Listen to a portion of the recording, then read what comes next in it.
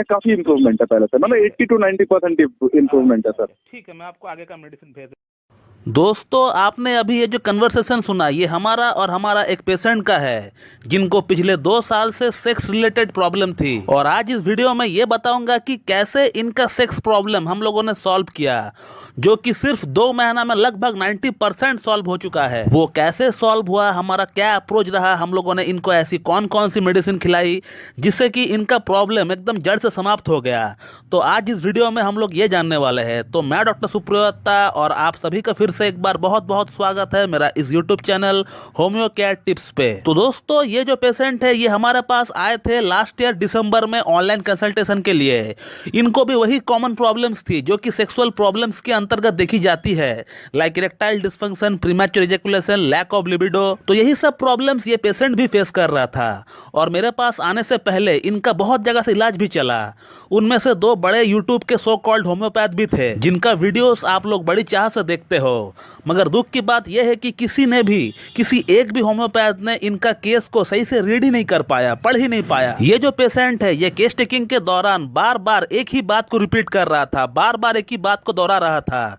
उस पर अगर कोई एक भी होम्योपैथ ने गौर फरमाया होता तो ये जो पेशेंट है ये कब का ठीक हो गया होता और इनको मेरे पास आने की नौबत ही नहीं आती। दोस्तों, ये जो पेशेंट है इनको आज से 3 साल पहले ट्यूबरकुलोसिस यानी टीबी हुआ था। और टीबी होने का बाद से ही इनको जितने भी सेक्स संबंधित प्रॉब्लम्स है वो स्टार्ट हुआ। उससे पहले ये पेशेंट बिल्कुल फिट एंड फाइन थे। ये पेशेंट बार बार दोहरा रहा था कि मुझे ये प्रॉब्लम्स नहीं थी, लेकिन जब से मुझे टीबी हुआ उसके बाद से ही मुझे ये प्रॉब्लम्स डेवलप हुई है। और उसी के बाद इनको स्टैमरिंग यानी हकलाने का प्रॉब्लम भी स्टार्ट हो गया, जो कि ये पहले नहीं हकलाया करता था। तो सेक्स प्रॉब्लम और स्टैमरिंग ये दोनों ही स्टार्ट हुआ टीबी होने का बाद से, पहले इनको नहीं थी। और जब मैं इस पेशेंट का केस टेकिंग कर रहा था, इस बात को इन्होंने कम से कम 10 बार दोहराया कि सर मैं इससे पहले बिल्कुल भी ठीक था, मुझे कोई भी शारीरिक प्रॉब्लम नहीं थी, लेकिन जब से मुझे टीबी हुआ है उसके बाद से ही ये सारी प्रॉब्लम्स डेवलप हुआ है। और इसी बात से मुझे इस पेशेंट का प्रॉब्लम का जो जड़ था, जो रूट कॉज था, वो मुझे दिख गया था। और वो जड़ है side effect of anti tubercular medication. यानी जब इनको टीबी हुआ था और टीबी के लिए जब इनको एंटी ट्यूबरकुलर मेडिसिन दी गई थी,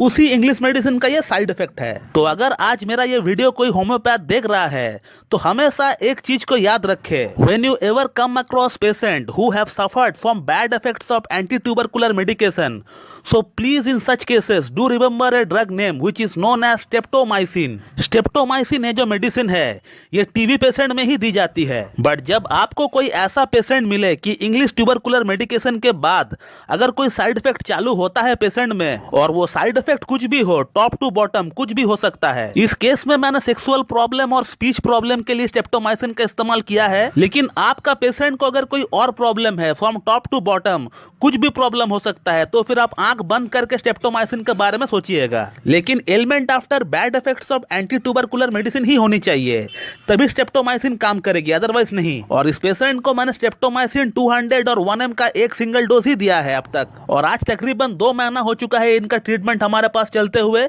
और इनका प्रॉब्लम कम से कम 90% तक सॉल्व हो चुका है। पिछले 2 साल से वो यहाँ वहाँ के मेडिसिन खा रहे थे, लेकिन इनको कोई भी फर्क नहीं पड़ा था।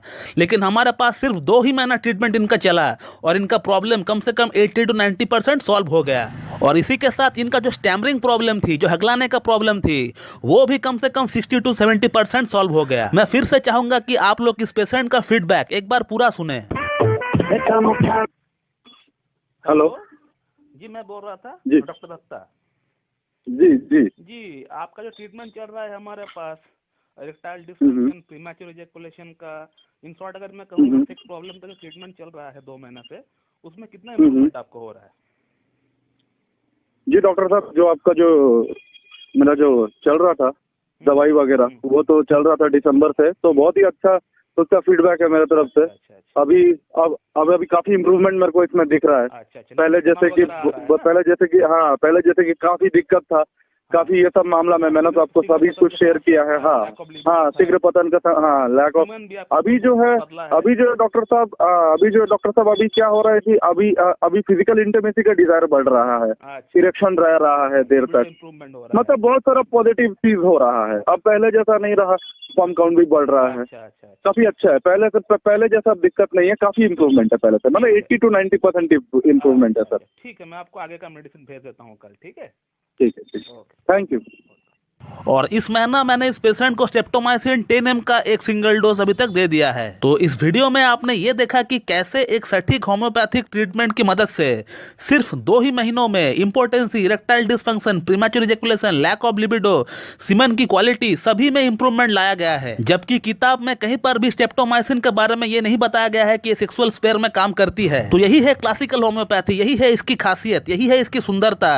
यहाँ पहले से कोई भी रेमेडी सेलेक्ट नहीं रहता है हमारे लिए, और इसीलिए होम्योपैथी में medicine case to case, person to person vary करता है। Fixity of ideas doesn't work in homeopathy. जब भी कोई पेशेंट आता है तो हमें नई तरीके से फिर से स्टार्ट करना पड़ता है उसके लिए। तो दोस्तों, मैं इस वीडियो को यहीं पे एंड करता हूं। So thank you very much and have a good day.